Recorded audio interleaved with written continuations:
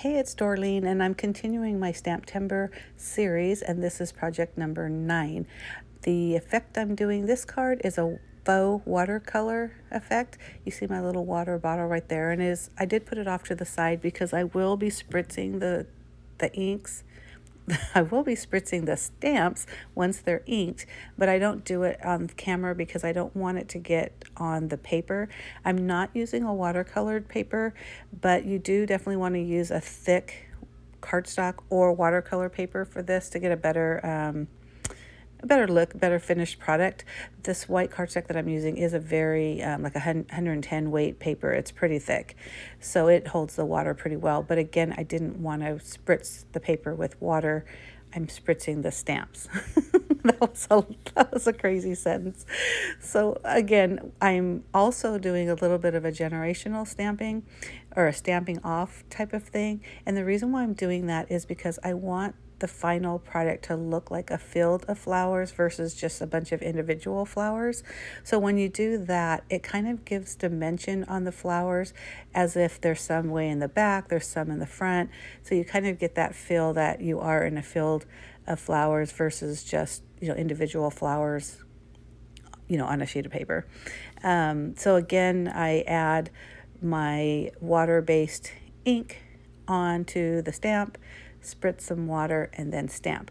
Now, if you don't have ink colors, you could also use markers. You just need to make sure that those markers are water-based so that they'll still give you that faux watercolor look. Right now I'm adding some greenery through the bottom, kind of like a grass, I guess.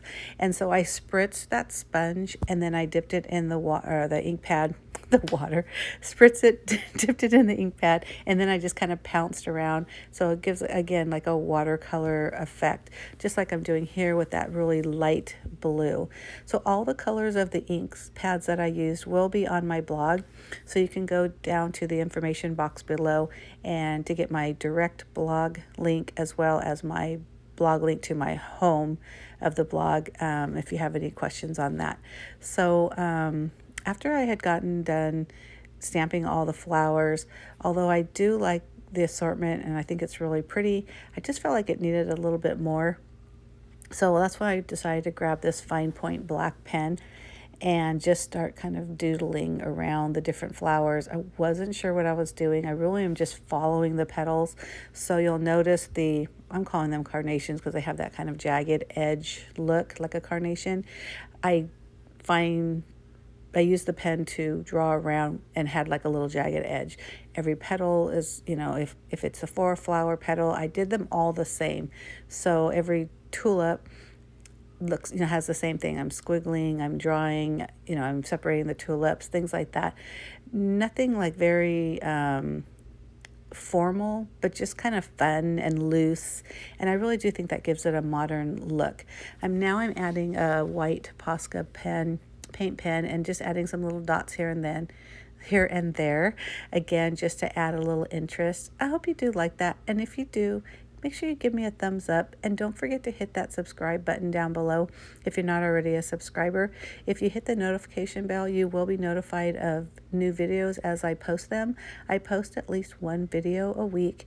For anytime I have a series like this particular one, I'm doing one every other day, so of course you'll get more, but it's always fun to look at. So once I do that, I wasn't sure what I was going to do, if I was just going to put that on a card front, which kind of seems to be my norm.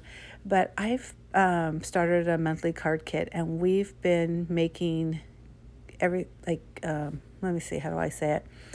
Not just your standard card where you do something decorative and put it on a regular old folded over card base. We've been doing like fancy folds. That's what they're called, fancy folds.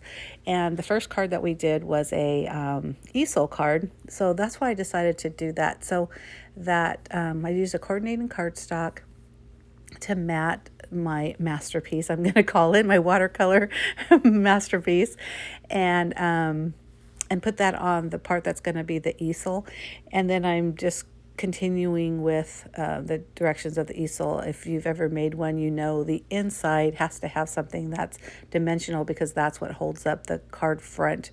And I hope that makes sense, but as you see the card, you'll understand what I mean.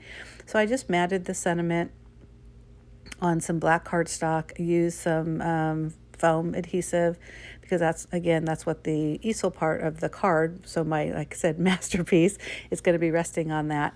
And I just centered that in the middle of that same colored cardstock that's already adhered to the inside of the card. And that gives plenty of space above it to write your note to the recipient. But I just love the way this turned out, because that just makes it so much more interesting. And even though it is, and I'm putting quotations as I'm saying this, it is a masterpiece, it still looks like something you'd want to show off. So why isn't it on an easel, correct?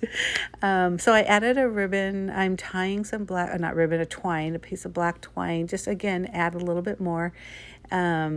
And I decided to just knot it, and then I'm going to make a double or a triple looped bow with my fingers.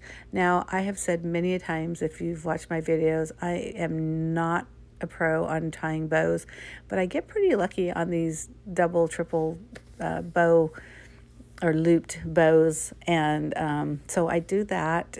And then once I kind of fussy around with the loops and make it a little bit more even, and then I trim it down and I add with the glue dot that bow to the knot, and so it looks like it's really just kind of tied on one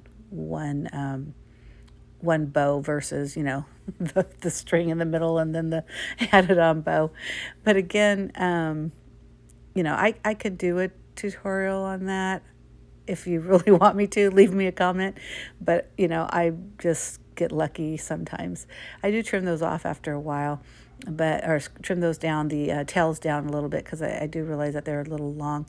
But isn't that pretty, that easel card, what I was talking about? Like, you could just imagine that being on someone's table or desk or something. I think it's really pretty. And I love the coordinating cardstock, because I really think that makes it pop.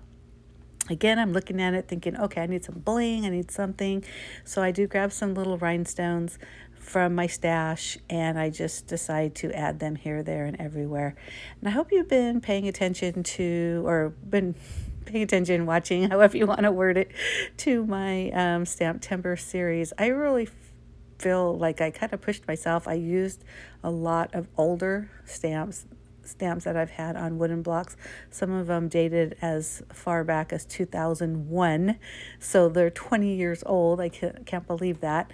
And just doing some techniques that you just forget about. So it's kind of fun to look back and play with old things and do older techniques, because they last, because they're just so pretty and really very easy. So make sure you go to my playlist and look for cards, and you can go through these Stamp-tember series on your own. Hope you liked the video. Give me a thumbs up. Don't forget to hit subscribe. And again, go to my blog for all the product information, and stay tuned one more day. Tomorrow, or not tomorrow, in 2 days, I'll have Stamp-tember project number 10, which I haven't worked on yet, but I'm hoping to do that soon. And that will be the final one for this series. Bye.